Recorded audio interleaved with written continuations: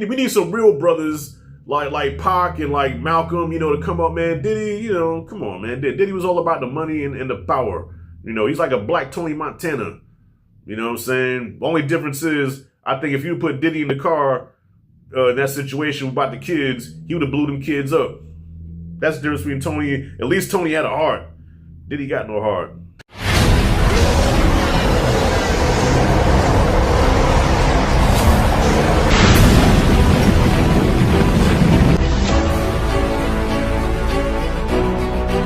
All right, y'all. So I was really avoiding making this video, man, but being a YouTuber, it just kept fucking with my mind, bro. You gotta speak on this. You gotta speak on this. But then again, who really gives a fuck what I say, right? I'm really doing this just for the sake of the channel, man. But I really don't have a whole lot to say about this documentary, all right? I feel like this is almost a no-win situation, no matter what side you're on of it. You know what I'm saying? I feel like either side, you're going to be heavily criticized and you're going to be called, if you side with the Diddy, you know what I'm saying? You're saying that, okay, well, I condone the disgusting shit that he did, all right? But if you go on the other side, it's like, man, you a sellout. How can you celebrate a black man being taken down and all this and that, dude?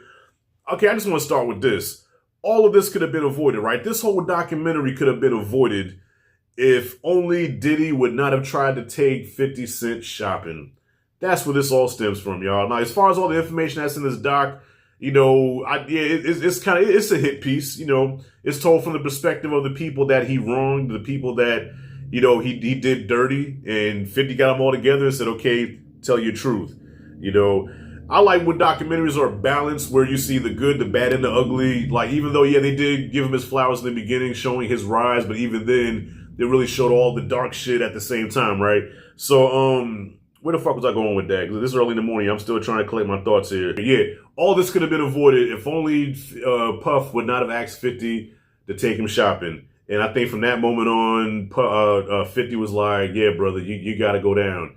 You got to go down, in my Keanu Reeves voice. You got to go down. It's got to be that way.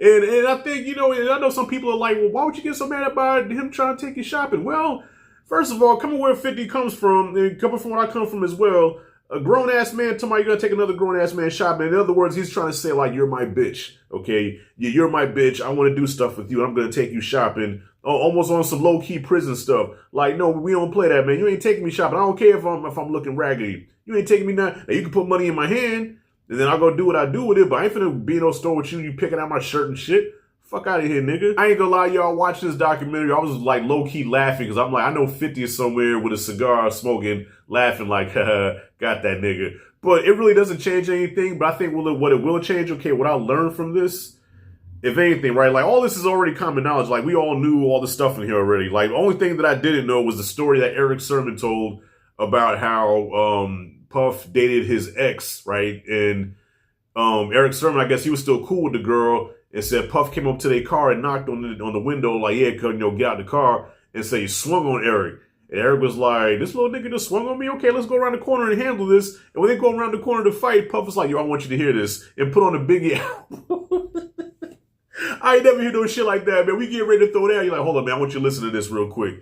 So, yeah, little stuff like that I didn't know. But, yeah, all the other stuff was common knowledge, right? We all knew that shit. Even the whole thing with Biggie's death, his involvement in Biggie's death, even Pac. But now, see, the interesting about the Pac death, though, man, I don't know, man. I think they have enough receipts and evidence in this documentary to, I guess, I don't know if the case is closed, but to kind of reopen the case and then really investigate him on it.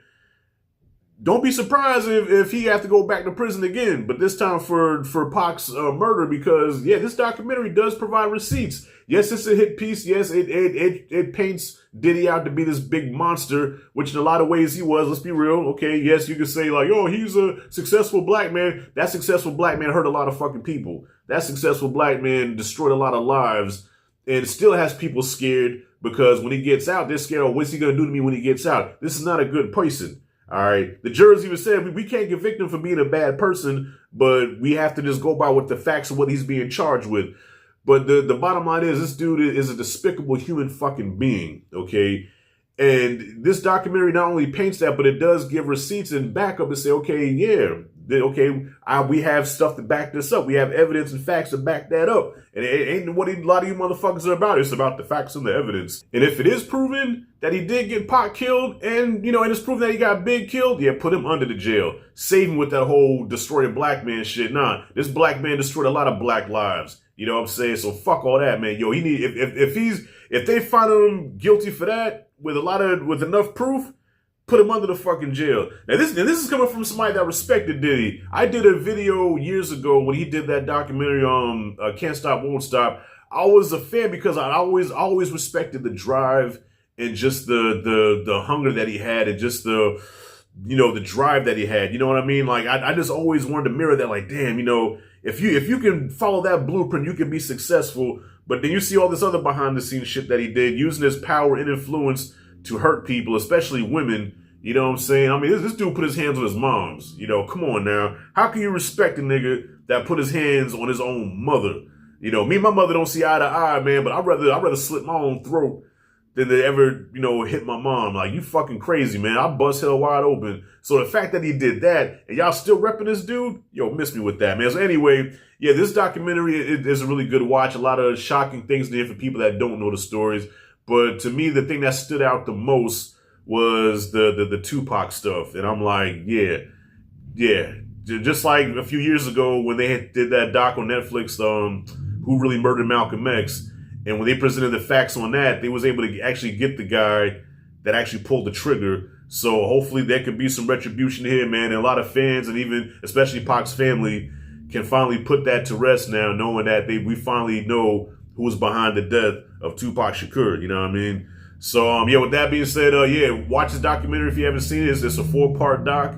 It's funny as hell knowing that 50's behind it. Then you see his name in the credits. You know what I mean?